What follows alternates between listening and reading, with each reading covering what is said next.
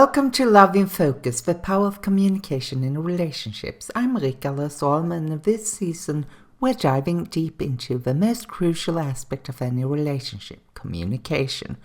Today's episode is all about why communication is the foundation of every strong relationship. Whether you're in a new relationship, married for years, or looking to strengthen your connection with your partner, the way you communicate can make all the difference. So let's explore why communication is so important, common pitfalls to avoid, and actionable steps you can take to improve the way you and your partner talk, listen, and connect. In this episode of Love in Focus, the power of communication in relationships, we explore how effective communication strengthens emotional intimacy. Emotional intimacy is the key to feeling truly connected with your partner beyond physical attraction or shared activities. When you communicate openly, listen deeply, and express emotions honestly, you create a bond that withstands life's ups and downs. Whether you're struggling to feel close to your partner or simply want to deepen your connection, this episode will give you the tools to foster emotional intimacy through intentional and meaningful communication. So first and foremost, what is emotional intimacy that we're going to talk about in this episode? Emotional intimacy is the ability to share your deepest thoughts, feelings, and vulnerabilities with your partner without fear of judgment.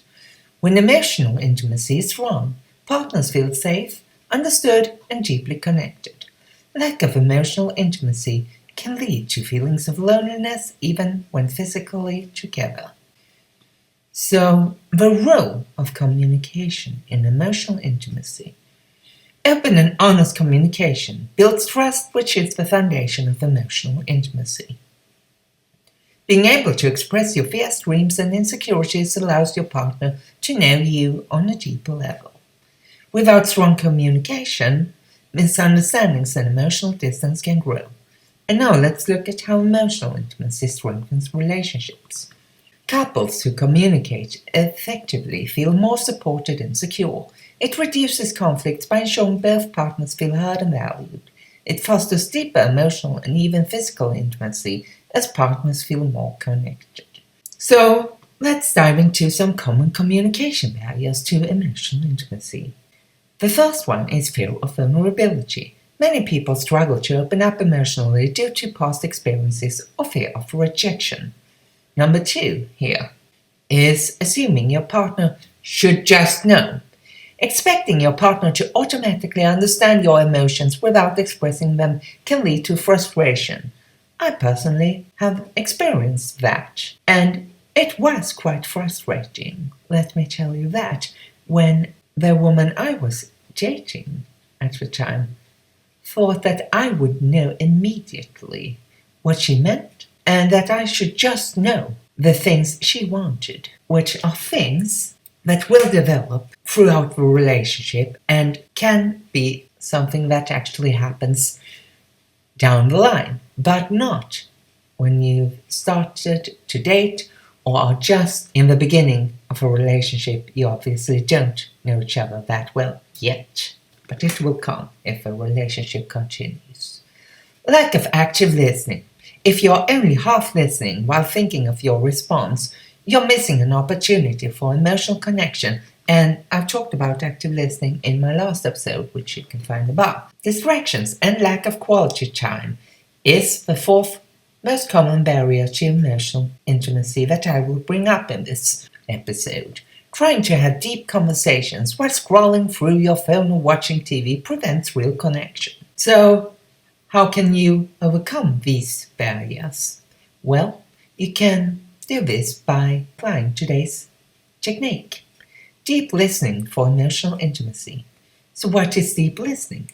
Deep listening is an advanced form of active listening, where you focus entirely on your partner's emotions, words, and nonverbal cues without interrupting them or planning your response.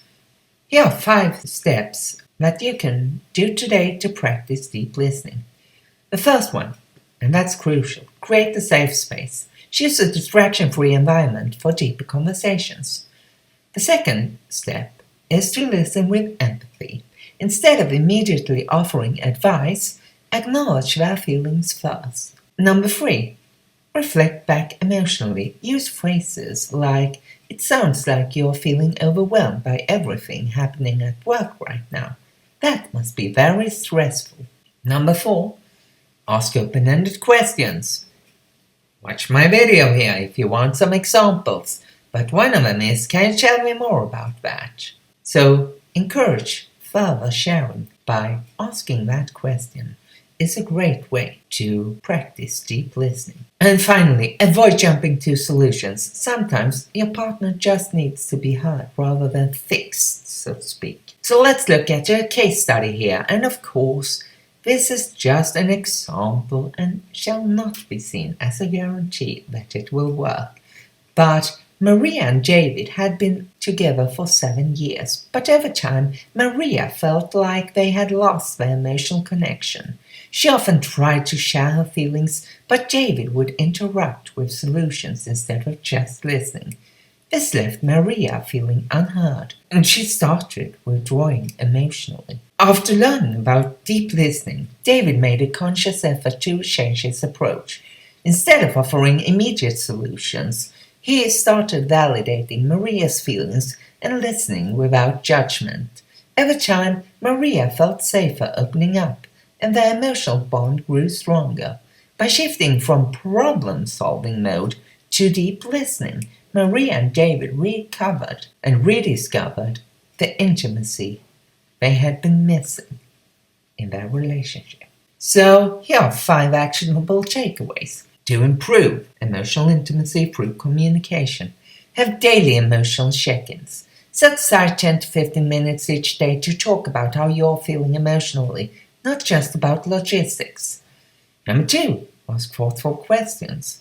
Instead of asking, "How was your day?" ask, "What's something that made you feel really happy or frustrated today?" Number 3, validate before offering solutions. When your partner shares something difficult, respond with, "That sounds really tough. I'm here for you," before offering advice. Number 4, share vulnerabilities. Emotional intimacy grows when you share your fears, dreams, and feelings rather than just surface-level topics.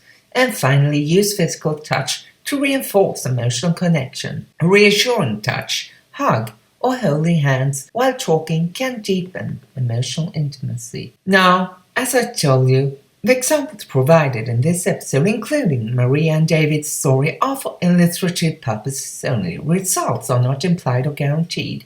Every relationship is unique, and outcomes depend on factors like the willingness of both partners to welcome the relationship, external circumstances, and personal growth.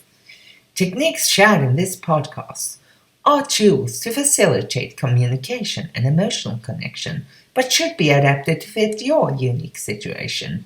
For serious challenges, consider consulting a qualified relationship counselor or therapist.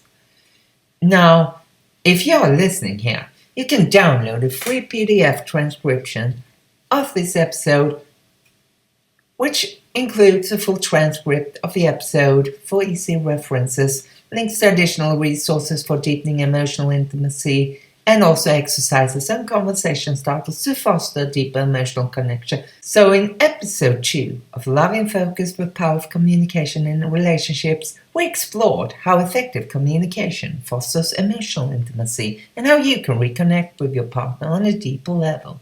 Thank you for tuning into this episode. If you enjoyed today's episode, make sure to download your free transcription in the description below, which includes extra resources and exercises to help you put these ideas into practice. And don't forget to hit that subscribe button and that like button. And don't forget to watch the next episode, where we'll be diving into actionable communication techniques that you can start today to strengthen your relationship. See you then, and as always, I'm your host, Rickard. Thanks for watching.